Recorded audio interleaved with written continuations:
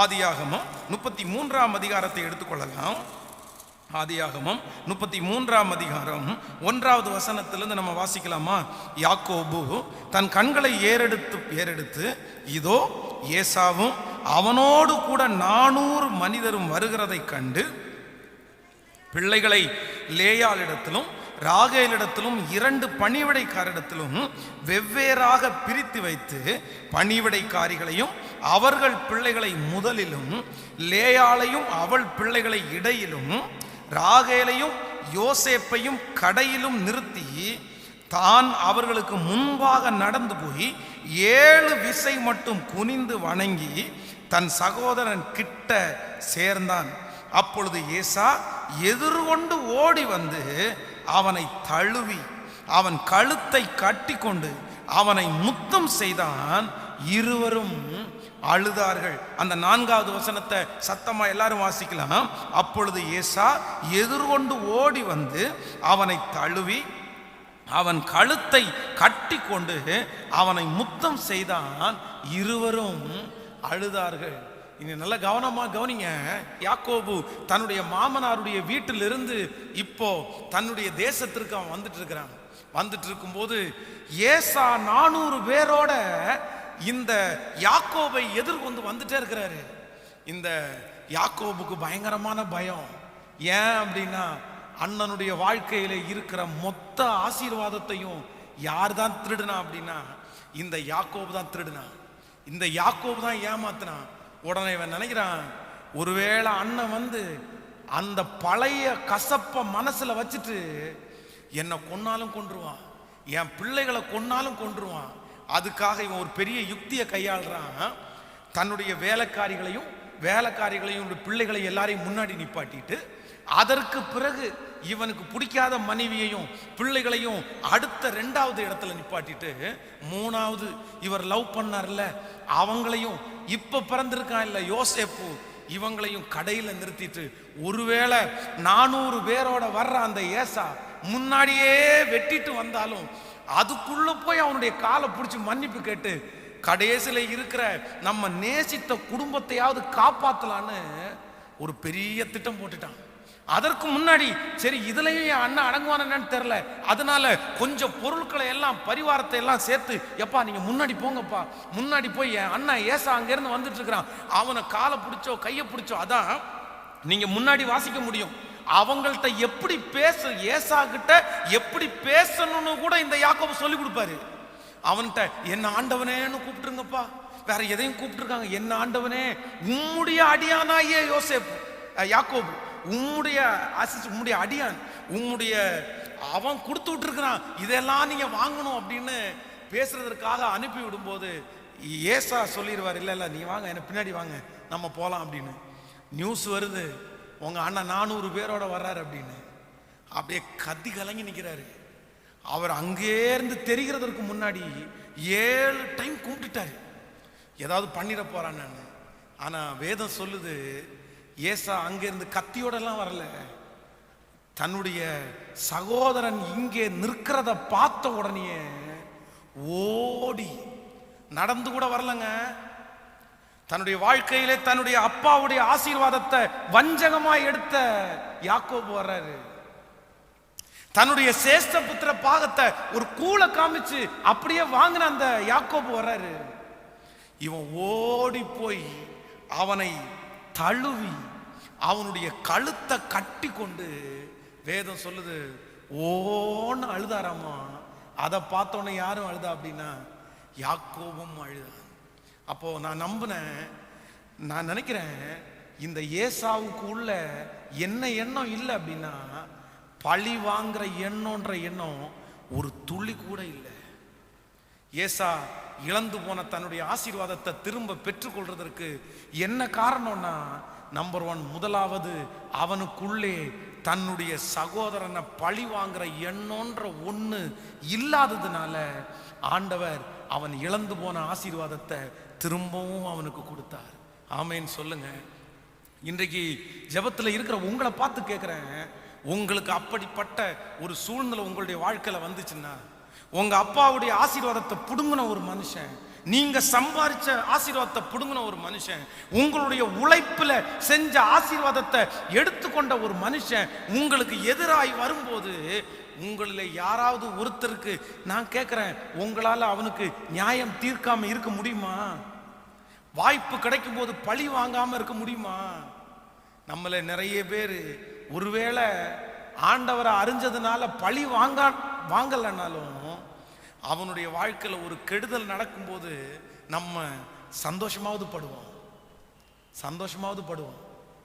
சே, அவனுடைய வாழ்க்கையில் நடக்கணும்னு நினைச்சேன்டா, அதான் நம்ம பெருமையா பேசிக்குவோம், சாட்சி கூட சொல்லுவோம். யார்கிட்ட? என்னேவா, என் ஆண்டவர் என் பட்சத்தில் இருக்கிறாரு, உன்னை விட்டுருவாரா? உன்னை அடிக்க மாட்டாரு? இப்ப துண்டை காணோம் துணியை காணோம்னு ஓடுற. நான் சொல்றேன், ஒரு விதத்தில் ஆண்டவருடைய பிள்ளைகள் எதிரிக்கு நடக்கிற வேதனைகளையும் கஷ்டத்தையும் பார்த்து நீங்க சந்தோஷப்படுகிறதுக்கு, அந்த சந்தோஷப்படுற அர்த்தம் கூட என்னன்னா பழி வாங்குறது அர்த்தம். நீங்க இதே போல காரியம் வேதத்துல இது மட்டும் இல்ல, வேற ஏற்கனவே 2-3 சம்பவம் நடந்திருக்குது. நீங்கள் வேதத்துல ஈசாக்குனுடைய வாழ்க்கையை எடுத்து வாசிப்பீர்களானால், அவன் ஏசேக்கு என்கிற ஒரு துறவை தோண்டுவான். அப்போ கேரார் ஒரு மேய்ப்பர் தங்களுடைய வாக்குவாதம் பண்ணுவாங்க. அதுக்கப்புறம் சித்தனாவுக்கு போவான், அங்கேயும் அவர்கள் வாக்குவாதம் பண்ணுவார்கள். 3வது அவன் ரெகோபோத் என்கிற இடத்துக்கு வருவான். உடனே கர்த்தர் அவனுக்கு அங்கே இடம் உண்டாக்கினார். ஏற்கனவே அவனை பகைச்சவங்க, ஏற்கனவே அவனை வெறுத்தவங்க இப்போ அவனுக்கு முன்னாடி நிற்கிறாங்க. முன்னாடி நின்ன உடனே ஈசாக்கு அவர்களுக்கு விருந்து பண்ணதெல்லாம் உண்மைதான். ஆனா நின்ன உடனே ஒரே ஒரு வார்த்தை கேட்டான். என்ன வார்த்தை கேட்டான் அப்படின்னா, நீங்க ஏன் என்னிடத்துல, நீங்க என்ன பகைச்சு உங்களிடத்துல நான் இல்லாதபடிக்கு என்ன துரத்தி விட்டீங்கல்ல, இப்ப ஏன் என்னிடத்துல வந்தீங்க? ஆனா ஏசா, நான் சொல்லுவேன், ஈசாக்கை விட ஏசா யாரு? சத்தமா சொல்லுங்க. நல்லவன் தாங்க, அவன் நல்லவன் தாங்க. ஆனா தன்னுடைய சகோதரன் நிற்கும் போது, ஏண்டா எனக்கு இப்படி பண்ணன்ற ஒரு வார்த்தை கூட கேட்கல. நீங்க அது மட்டுமல்ல, வேதத்துல யோசேப் என்ற ஒரு மனுஷனை குறித்து வேதம் சொல்லுது. யோசேப்பினுடைய சகோதரர்கள் எல்லாரும் சேர்ந்து அவனை குழியில போட்டு இஸ்மவேலிடத்துல வித்து போட்டு, அதற்கு பிறகு அவன் எகிப்தினுடைய அடிமைத்தனத்துக்கு போயிட்டான். 15 ஆண்டுகள் சித்திரவதை செய்யப்பட்டான். இப்போ தேசத்துல எல்லாம் பஞ்சம் உண்டாயிற்று. எகிப்துல தானியம் உண்டுன்னு சொல்லி கேள்விப்பட்டு அவனுடைய சகோதரர்கள் எல்லாரும் எகிப்திற்கு வர்றாங்க. எகிப்திற்கு யோசேப்புக்கு முன்னாடி நின்ன உடனே யோசேப் கண்டுபிடிச்சிட்டான், யார்தான்? என்ன குழியில போட்ட சகோதரர்கள் நிக்கிறாங்க அப்படின்னு. உடனே கண்டுபிடிச்ச உடனே வேதம் சொல்லுது, யோசேப்ப அவர்கள் கண்டுபிடிக்கல, ஆனா யோசேப்பு கண்டுபிடிச்சிட்டான். கண்டுபிடிச்சதுக்கு பிறகும் அமைதியா இருந்தான். அவங்க பேசுற பாஷை அவனுக்கு தெரியும், ஆனா டைரக்டா அவங்களுடைய பாசையில பேசாம வேதம் சொல்லுது, துப்பாசியை கொண்டு யோசேப்பு பேசினான். அவன் மன்னிச்சது உண்மை, அவங்களுக்காக அழுதது உண்மை. ஆனா புதுசுல அவங்கள திருப்பி வீட்டுக்கு அனுப்பிட்டு, நீங்க வேவுக்காரர் அப்படின்ற ஒரு பெரிய கலக்கத்தை உண்டு பண்ணிட்டு, அப்புறம் அவனுடைய சாக்கு பையிலேயே ஒரு தட்டை எடுத்து உள்ள போட்டு அவன் அடிச்சு பிடிச்சி திரும்ப அவனுக்குள்ளே இப்போ ஒவ்வொருத்தரும் பேசிக்கிறாங்க. இளைஞனை கொல்ல வேணாம், இளைஞனை தூக்கி போட வேணான்னு சொன்னல, யாராவது கேட்டீங்களா அப்படின்னு ஒவ்வொருத்தரும் பாவாரிக்க பண்றத யோசேப்பு கேட்டுட்டு தான் இருக்கிறான். அதற்கு பிறகுதான் கடைசியில பென்யமீனை பார்த்ததுக்கு பிறகுதான் யோசேப்பு அவளை எல்லாவற்றையும் மறந்து சத்தமிட்டு அழுது அவங்கள ஏற்றுக்கொண்டான். ஆனா நான் நினைக்கும் போது, யோசேப்பை விட ஏசா நல்லவனா? அவனாவது ஒரு வார்த்தை கேட்டான், ஆனா இவன் எந்த வார்த்தையுமே கேட்கல. ஏசாவை ஏன் ஆண்டவர் திரும்பவும் ஆசீர்வதிச்சார்? ஏசாவுக்கு ஆண்டவர் ஏன் திரும்பவும் அந்த மலை நாட்டை கொடுத்தார் அப்படின்னா, நான் நம்புறேன், பழி வாங்கணுன்ற எண்ணம் ஒரு % கூட அவனுடைய இருதயத்துக்குள்ள இல்லவே இல்லை. இந்த ஜபத்தில் இருக்கிற யாரோ ஒருத்தர் அப்படிப்பட்ட ஒரு சூழ்நிலையில் இருக்கலாம். பாஸ்டர், என்னால் அப்படி விட முடியாது, என்னால் அப்படி விட முடியாது, நான் பழி வாங்கணும், பழி வாங்காம நான் அடங்க மாட்டேன், பழி வாங்காம நான் இருக்க மாட்டேன். ஒருவேளை அவன் செஞ்சது மாதிரி என்னால செய்ய முடியலனாலும் ஒரு 25% நான் செய்யணும் பாஸ்டர். ஒரு 50% நான் செய்யணும், செய்யாம நான் விட மாட்டேன்.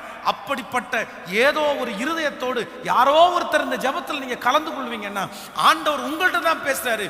பழி வாங்குதல் உங்களுக்குரியது அல்ல. நீங்க பழி வாங்க முடியாது பிரதர், சிஸ்டர், நீங்க பழி வாங்க முடியாது. ஆனா அதே நேரத்தில் ஆண்டவரே அவன் செஞ்சதை நீங்க பார்த்துக்குங்க ஆண்டவரே, எனக்கு ஒண்ணுமே பண்ண முடியாது ஆண்டவரே. கர்த்தர் சமூகத்தில் விட்டுட்டு நீங்க மன்னிச்சு நீங்க எதையுமே செய்யாம இருந்துட்டீங்கன்னா நான் நம்புறேன் நீங்க இழந்து போன ஆசீர்வாதத்தை எதிரியினுடைய கண்ணுக்கு முன்னாடியே கர்த்தர் உங்களுக்கு கொடுத்து யாரும் பிடுங்க முடியாத அளவுக்கு, யாரும் திரும்பவும் பக்கத்தில் நெருங்க முடியாத அளவுக்கு ஆண்டவர் உன்னை அலங்கரிக்கிறதுக்கு வல்லவராய் இருக்கிறார் நம்புறவங்க கரங்களை தட்டி ஆண்டவருடைய சமூகத்தில் கர்த்தருக்கு ஒரு நன்றி செலுத்துங்க. பார்க்கலாம், கர்த்தருக்கு ஒரு நன்றி செலுத்துங்க. சோ நம்முடைய வாழ்க்கையில நீங்க நிறைய பேர் பழி வாங்க மாட்டீங்கன்னு நான் நம்புறேன். ஆனா கொஞ்சம் கூட பழி வாங்க மாட்டீங்களான்னு கேட்டா நிறைய பேர் இல்லைன்னு தான் சொல்லுவாங்க. நீங்க பெரிய பழி வாங்க மாட்டீங்க. அதான் சிலர் சொல்லுவாங்கல்ல, பாஸ்டர் நான் பேசணும்னு நினைச்சிட்டேன், அதான் வாழைப்பழத்துல ஊசி ஏத்துறது மாதிரி ஒரு வார்த்தையை நறுக்குன்னு போட்டு வந்தேன், அவனுக்கு உரைக்கட்டும்னு தான் நான் சொன்னேன். அந்த வார்த்தையை நான் அங்க மென்ஷன் பண்றதுக்கு காரணம் அவனுக்கு உரைக்கணும்ல, இதை செஞ்சுட்டாங்கல்ல, இதனால தான் இது வருது அப்படின்னு அவனுக்கு தெரிய வேண்டாமா? கவனிங்க, இப்படி மறைமுகமா மனுஷங்களை தாக்குறது கூட ஒரு விதத்துல என்னதான் அர்த்தம் அப்படின்னா, உண்மையான நீதிமான்களா இருந்தா, உண்மையா நீங்க இழந்து போனதை திரும்ப ஆண்டவர் உங்களுக்கு கொடுக்கணும்னா பழி வாங்குற எண்ணம் ஒரு % கூட உங்களுக்குள்ள இருக்கக்கூடாது. அப்படின்னா எதிரிக்கு ஒரு ஆபத்து நடக்கும் போது சிரிக்காம சந்தோஷப்படாம இருக்கிற ஆண்டவருடைய பிள்ளை தான் பழி வாங்குற குணமே இல்லாத பிள்ளை. ஆமேன்னு சொல்லுங்க. இப்போ நான் சொல்ற உங்களே நீங்க கேட்டு பாருங்க, உங்களே நீங்க கேட்டு பாருங்க, உங்களே நீங்க கேட்டு பாருங்க. பாஸ்டர் ஏதாவது ஒன்று அவனுக்கு நடக்கணும், பாஸ்டர் ஏதாவது ஒன்று அவனுக்கு நடக்கணும், ஒன்றாவது நடக்கணும். நான் வடித்த கண்ணீருக்கு அவனுக்கு ஏதாவது ஒன்று நடக்கணும், நான் பட்ட கஷ்டத்துக்கு அவனுக்கு ஏதாவது ஒன்று நடக்கணும். அப்படி ஒருவேளை இந்த இடத்துல ஜெபிச்சுட்டு வந்திருப்பீங்கன்னா ஆண்டவர் சொல்றாரு, இன்னைக்கு ஏசாவினுடைய குணத்தை போல உங்களுடைய குணத்தை நீங்க மாற்றிக்கொள்ளுங்க, மாற்றிக்கொள்ளுங்க. ஆண்டவரிடத்துல சொல்லுங்க, ஆண்டவரே யாரையுமே நான் என்ன பண்ண மாட்டேன்னா பழி வாங்குறதில் எனக்குரியது அல்ல. ஆமேன்னு சொல்லுங்க. கையை மேல உயர்த்தி எல்லாரும் சொல்லுங்க, நான் யாரையுமே பழி வாங்க மாட்டேன் ஆண்டவரே. இன்றைக்கு நீங்க ஒப்பு கொடுப்பீங்க அப்படின்னா வார்த்தையினால பார்வையினால கூட நான் யாரையுமே பழி வாங்க போறதே இல்லை. ஹல்லேலூயா. அதான் சிலர் வாயினாலையும் பழி வாங்க மாட்டாங்க, செய்கையினாலையும் பழி வாங்க மாட்டாங்க. ஆனா ஒரே ஒரு பார்வையில பழி வாங்கிடுவாங்க பாருங்களேன். ஒரு பார்வை தான், அவனை பார்க்குற பார்வையிலேயே அவன் ஒன்றும் இல்லாமல் நொந்து நூலாகி என்னை இப்படியெல்லாம் பண்ணடா அவனுக்கு அப்படிதான் அப்படின்ற அளவுக்கு பார்ப்பாங்க. இல்லை இல்லை, சிம்பாலிக்கா இல்லைன்னா மறைமுகமாக கூட நான் யாரையுமே என்ன பண்ண மாட்டேன்னா சொல்லுங்க, ஆண்டவரை பார்த்து சொல்லுங்க, மறைமுகமாக கூட யார் மேலே எனக்கு கசப்பு இல்லை ஆண்டவரே, யார் மேலே எனக்கு கசப்பு இல்லை. சொல்ல முடியுமா? கையை உயர்த்தி யார் மேலே எனக்கு கசப்பு இல்லைன்னு. ஹலோ, சொல்ல முடியுமா? கை தூக்கி சொல்லுங்க, ஆண்டவரே யார் மேலேயும் எனக்கு கசப்பு இல்லை. ஹல்லேலூயா.